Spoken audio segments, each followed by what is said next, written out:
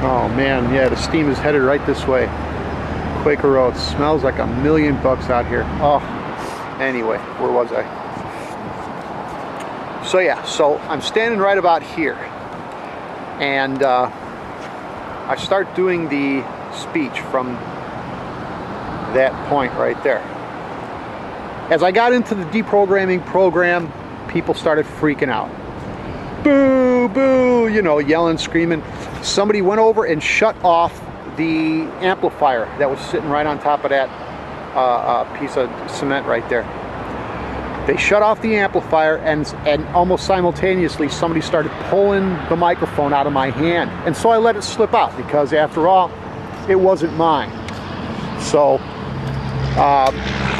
what I did was, I'm standing right about here, and I'm facing the crowd that was all up on the grassy knoll here, and gathered all around, walking to and fro. And I simply, there was only 50 people here, so I jumped up on the stoop right here, and I started rattling off the deprogramming program again. Even though I had no microphone and no sound, I just kept rattling it off over and over again. And when I got to the part about Bill O'Reilly, Rush Limbaugh, Sean Hannity, Laura Ingraham, Michael Medved, Michael Savage, Michael Reagan, Bill Bennett, Bill Cunningham, Rusty Humphries, Glenn Beck, G. Gordon Liddy, Ann Coulter, Hugh Hewitt, Mark Davis, Larry Elder, Tammy Bruce, John Gibson, Spencer Hughes, Matt Drudge, Dennis Prager, Michael Gallagher, Ben Ferguson, Neil Bortz, Neil Cavuto, Michelle Crowley, Michelle Malkin, Andrew Wilcow, Mike Church, Dave Webb, Jerry Doyle, Heidi Harris, Larry Bates, Gary Bauer, Tom Rose. I rattled off all the names, and people just, they were booing, yelling, screaming. They gathered all around me, like the most hardcore conservatives got up close, and there was a line of demarcation. There was a definite line, and the rest of the people were in back.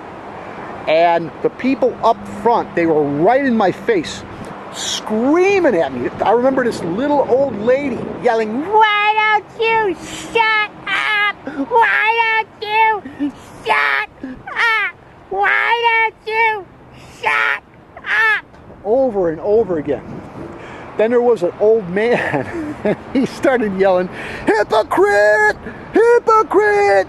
Hypocrite!" And these people were just screaming, the people that were up front here. But the people in the back, they were looking at the rest of these people that are up in front by me, and they were looking as if to say, "Oh my God, what the hell is that?" They understood that they were witnessing some kind of psychological phenomenon. They didn't, I'm sure they didn't get those terms. They didn't have those terms. They were just in awe of these people screaming at me that they wanted to kill me, just screeching, screaming. And so they gave a look that said to me, "Oh man, that can't be us. Is that us? That can't be us. Because if that's us, I don't want to be us." And it was too weird for them. You could tell they were squeamish.